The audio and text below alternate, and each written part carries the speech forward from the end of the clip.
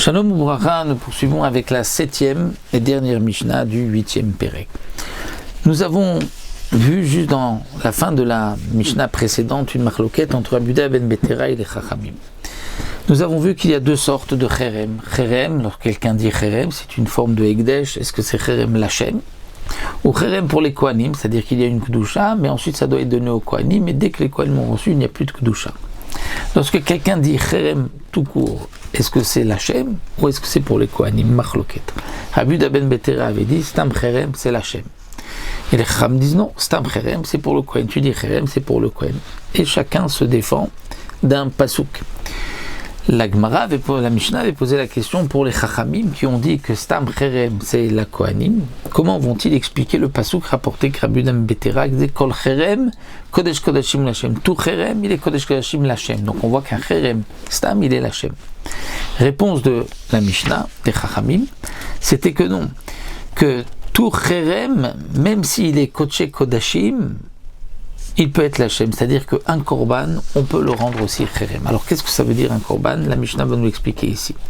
Machim Adam et Kodashav, ben Kodesh Kodashim, Kodashim Kalim. Un homme peut rendre Cherem un korban, que ce soit un korban Kodesh Kodashim comme Ola, Tatasham, ou Kodashim Kalim comme Shlamim. C'est-à-dire, dit le Barthénoura, le Barthénoura nous explique en fonction de ce que la Mishnah continue, Im Neder noten et adamim. Si c'est un Neder, il donnera sa valeur. C'est-à-dire, quelqu'un a dit, je m'engage à apporter un korban Ola.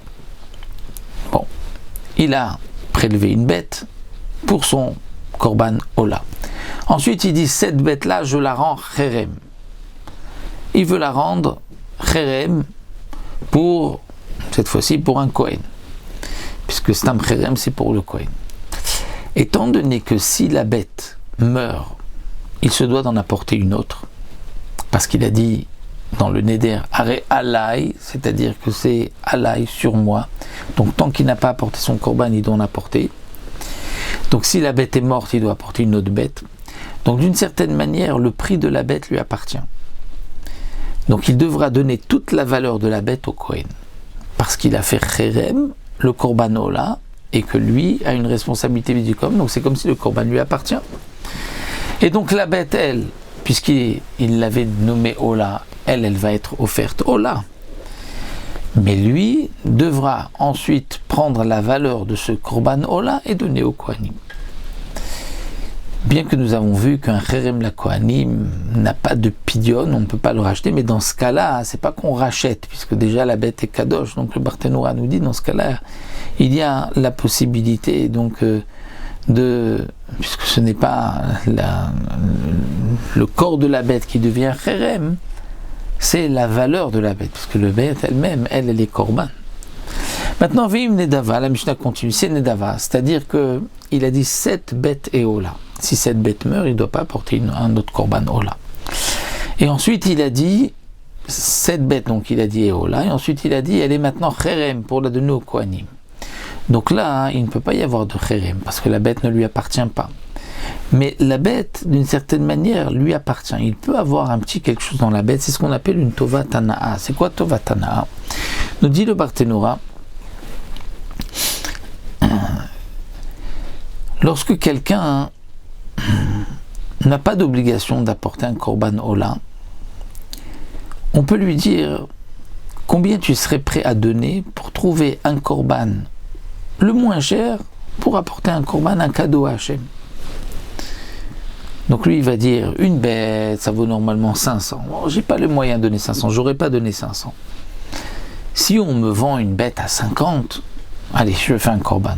Donc ça c'est la Tova Tana'a, c'est 50. Puisque si la bête meurt, il n'est pas obligé d'apporter un autre korban.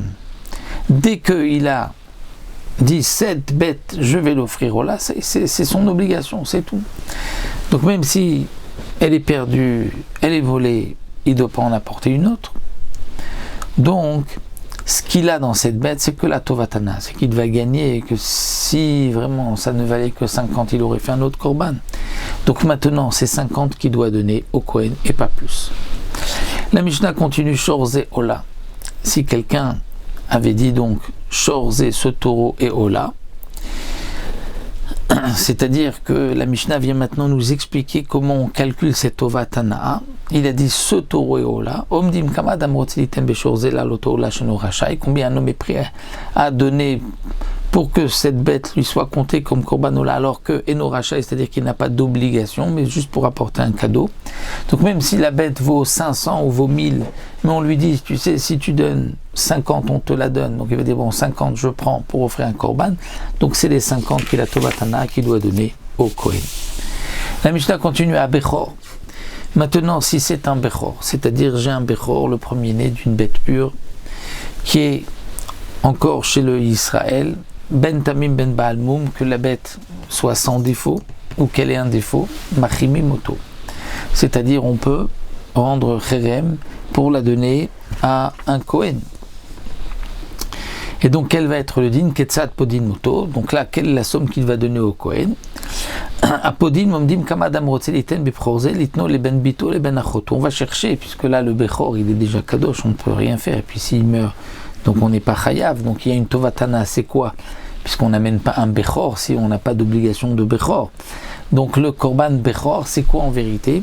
C'est combien un homme est prêt à donner pour que ce Bechor-là soit donné à son petit-fils qui est Kohen, ou son neveu qui est Kohen. Sa sœur s'est mariée avec un Kohen, sa fille s'est mariée avec un Kohen, donc le petit-fils est Kohen.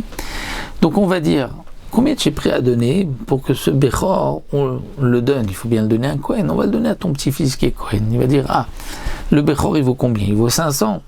Pour que mon petit-fils ait le Bechor, je suis prêt à donner 100. Donc ça c'est la Tovat Hana'a qu'il a. Et donc ça c'est la somme que celui qui a dit sur son Bechor, qui est né dans son troupeau, qui a dit Cherem la Kohen, il devra donner les 100. Rabbi Shmuel, Omer Rabbi Shmuel nous dit Katuv Echad Omer Tagdish, c'est-à-dire pour Rabbi Shmuel, voici une autre source. D'où est-ce qu'on sait qu'on peut rendre Cherem une Behema qui est déjà Korban? Katuv Echad Omer Tagdish, il y a un passouk qui dit Tagdish, c'est-à-dire tout Bechor qui va naître Tagdish, tu sanctifies la Shem. Mais Katuv Echad Omer Al Tagdish, on a un passouk qui dit non, un Bechor, lo Yagdish Ishoto, tu ne pourras pas être Magdish. Donc, comment comprendre? If Shalomar Tagdish, Vanmal Tagdish, tu ne peux pas dire sanctifie-le, parce que c'est marqué que tu n'as pas besoin de le sanctifier. If Shalomar Tagdish, Vanmal Tagdish, ne dis pas, ne le sanctifie pas, puisque c'est marqué tu le sanctifies. Et mort meata, Magdishu ata ekdesh ilou, vento Magdishu ekdesh mizbeyar. Donc de là, Rabbi Shmuel vient en déduire que lorsque tu as un Bechor qui est né chez toi, tu peux le rendre ekdesh, c'est-à-dire sur sa valeur, la Tovat Hana'a. Tu peux rendre Cherem et ensuite la Tovat Hana'a, comme nous l'avons vu, ce que tu aurais pu récupérer de ce Bechor, si quelqu'un te donne de l'argent pour que tu donnes ce Bechor à son petit-fils ou à son neveu Kohen, ce que tu aurais pu récupérer, ça c'est la somme que tu vas donner à un Kohen. Mais tu ne vas pas le sanctifier comme Ekdesh ou Mizbear pour un autre Korban, il est Bechor, tu ne peux pas changer. Ça c'est donc la dracha que nous propose ici donc Rabbi Ishmael, mais les Chachamim, donc comme nous avons vu, ne sont pas d'accord avec cette dracha. Eux expliquent différemment que le Al-Tagdish c'est un lave, que si tu as un Bechor, tu ne peux pas le sanctifier maintenant comme Ola, et si tu le fais, tu transgresses un lave. Et ce qui était marqué dans la Torah Tagdish, c'est pour dire que même si de toute manière il est Bechor, lorsqu'il naît, tu dois dire c'est un Bechor, tu dois être Magdish. Donc Rabbi Shmuel lui n'est pas d'accord, donc nous avons vu la marloquette Rabbi Shmuel et Chachamim. D'où est-ce qu'on apprend? Est-ce que pour les Chachamim c'est Kol Cherem Kodesh Kodashim ou Lachem, et donc tout Cherem d'un Korban, tu peux aussi le rendre Cherem pour les Kohanim, même s'il est Kadashim Kalim ou Kodesh Kodashim. Et donc le Passouk, comme nous avons vu, vient nous apprendre que même un Korban, on peut le rendre Cherem et donner une certaine somme au Kohen, comme nous l'avons expliqué. Et pour Rabbi Shmuel, on apprend du Tagdish et Al-Tagdish. C'est la deuxième source qu'on peut faire Ekdesh Ilouy, c'est-à-dire rendre Cherem une bête Korban, et la valeur, comme nous avons vu, de la Tovat Hana'a devrait être donnée au Kohen, puisque c'est Cherem pour le Kohen. Voilà, nous arrêtons là et nous nous retrouvons Bezrat Hashem pour le dernier Pérek de notre Masechet.